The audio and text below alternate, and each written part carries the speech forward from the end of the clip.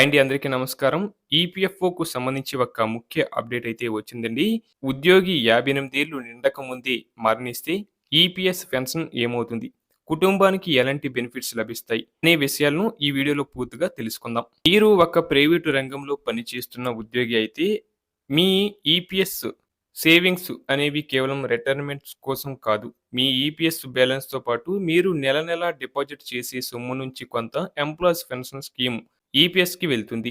ఇది మీకు రిటైర్మెంట్ తర్వాత పెన్షన్ ఇస్తుంది. అలాగే కొన్ని ప్రత్యేక సందర్భాల్లో మీ కుటుంబానికి ఆర్థిక భద్రత అందిస్తుంది. సదరు ఉద్యోగికి 58 ఏళ్లు వయసు దాటిన తర్వాత ఈపీఎస్ పెన్షన్ స్కీమ్ ద్వారా నెల నెలా పెన్షన్ లభిస్తుంది. అయితే కొన్నిసార్లు అనుకోని సంఘటన ఎదురైన ఆ ఉద్యోగి 58 ఏళ్లు వయసు రాకముందే చనిపోతే పరిస్థితి ఏంటి? అది ఉద్యోగి జీవిత భాగస్వామి, పిల్లల నామినీలకు ఎలా వర్తిస్తుంది? ప్రతి ఒక్క ఉద్యోగి ఈపీఎస్ పెన్షన్ రూల్స్ తెలుసుకోవాలి. పదవి విరమణ కాకముందే ఉద్యోగి మరణిస్తే EPS family pension rules, EPS EDLI benefits అన్ని ఫ్యామిలీకి వర్తిస్తాయి. మల్టిపుల్ పెన్షన్ కేటగిరీల ద్వారా పీఎఫ్ అకౌంట్ హోల్డర్ కుటుంబానికి బెనిఫిట్స్ లభిస్తాయి. మరి అది ఏ సందర్భాల్లో ఎలా ఉంటుందంటే, ఈపీఎస్ పెన్షన్ రావాలంటే కనీసం 10 ఏళ్లు సర్వీసు ఉండాలి. ఒకవేళ 10 ఏళ్ల సర్వీసు పూర్తి చేసుకున్న తర్వాత రిటైర్మెంట్ లోపే సదరు పీఎఫ్ అకౌంట్ హోల్డర్ మరణిస్తే జీవిత భాగస్వామికి 50% పెన్షన్ లభిస్తుంది.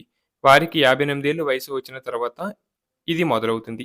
ఇది జీవితాంతం లేదా మరో పెళ్లి చేసుకునే వరకు లభిస్తుంది. కనీస పెన్షన్ రూ. 1000గా ఉంది. దీనికి అదనంగా ఇద్దరు పిల్లలకు చైల్డ్ పెన్షన్ 25% వారికి 25 ఏళ్లు వచ్చే వరకు వస్తుంది.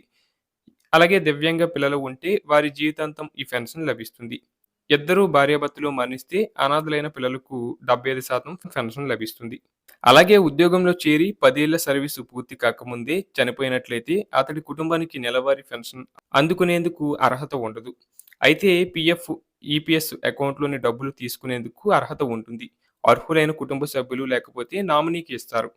అలాగే ఈపీఎస్ కంట్రిబ్యూషన్ ద్వారా పెన్షన్ మాత్రమే కాకుండా అదనపు బెనిఫిట్స్ కూడా ఉంటాయి.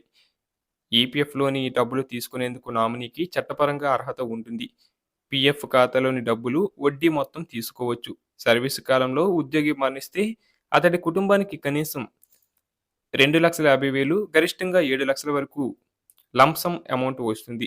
Employee deposit linked insurance scheme ద్వారా లభిస్తాయి. ఉద్యోగి మరణించిన తర్వాత అతడి కుటుంబం లేదా నామినీ ఫారం 10D లేదా 20ని సబ్మిట్ చేసి ప్రయోజనాలు క్లెయిమ్ చేసుకోవాల్సి ఉంటుంది. ఈ రూల్స్ అన్నీ కూడా ప్రతి ఒక్క ఈపీఎఫ్ఓ ఉద్యోగి, పెన్షనర్ తెలుసుకోవాలి.